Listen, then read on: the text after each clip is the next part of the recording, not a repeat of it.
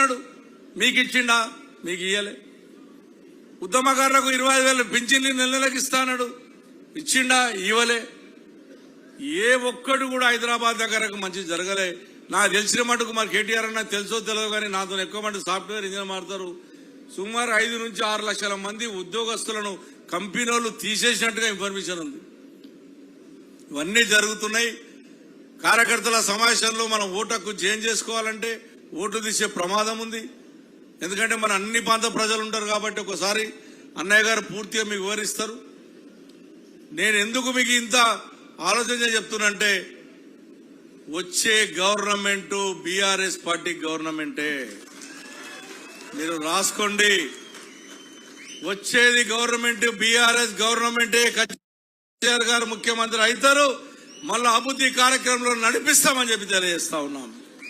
కొంతమందికి డబుల్ బెడ్రూమ్లు అందలేవు. వాస్తవానికి పాపం మా టైంలో మనం కట్టినటువంటి టైం జరపపోక ఇంకా 40,000 ఇండ్లు ఉన్నాయి. నేను అన్నయ్య కూడా చెప్పాను, అవి ఇవ్వమనండి, ఇంకో 4 లక్షలు కట్టుమనండి. మన ఇండ్లు వాళ్ళిచ్చి వాళ్ళ పేరు చెప్పుకుంటున్నారు. మేము డిమాండ్ చేస్తా ఉన్నాను వేదిక నుంచి ముఖ్యమంత్రి గారికి. 15 లక్షల అప్లికేషన్స్ వచ్చినాయి హైదరాబాద్ నగరంలో. కుకట్పల్లి 1,35,000 అప్లికేషన్స్, డబుల్ బెడ్రూమ్ అప్లికేషన్లు తీసుకున్నారు. ప్రతి ఒక్క బిడ్డకు డబుల్ బెడ్రూమ్ ఇవ్వవలసిందే. మేము ఆ రోజున ఎంతో అంతో మేము డబుల్ బెడ్రూమ్లు ఇచ్చాం, కట్టి చూపెట్టాం. దళిత బంధు ఇస్తామని 12 లక్షల దళిత బంధు మీరు ఇవ్వలేదు. వాళ్ళ దళితులను మోసం చేశారు. బీసీ బంధు అన్నారు, బీసీలో మోసం చేశారు. ఎస్టీ మైనార్టీ బంధు అన్నారు, మైనార్టీలో మోసం చేశారు. అదేవిధంగా ఉన్నటువంటి విద్యార్థులందరూ కూడా వాళ్ళకు కూడా 2,000 3,000 ఇస్తారు, వాళ్ళ మోసం చేశారు. ఉద్యోగస్తులకు ఉద్యోగాలు అన్నారు, నువ్వు ఉద్యోగాలు ఇచ్చుడు ఎక్కడో కానీ నీ ఉద్యోగాలు తీసేస్తున్నారు. నేను పోలీస్ అధికారులకు కూడా విజ్ఞప్తి చేస్తానని సభ ద్వారా. మా వాళ్ళు వాట్సాప్లో ఏదైనా మాట్లాడితే మా వాళ్ళని లోపడేస్తున్నారు. మరి వాళ్ళు వాట్సాప్లో పెడితే మీరు పట్టించుకుంటలేరు పోలీసు నాయకులారా. మీ గురించి కూడా మేము పోరాడుతున్నాం, మీ డిఏల గురించి. మీకు 6 డిఏలు రాలే ఇప్పటికీ, మరి మీ గురించి కూడా మేము పోరాడుతున్నాం కదా. మీరు కూడా ఆలోచన చేసుకోండి. మా కార్యకర్తలు మంచోళ్ళు.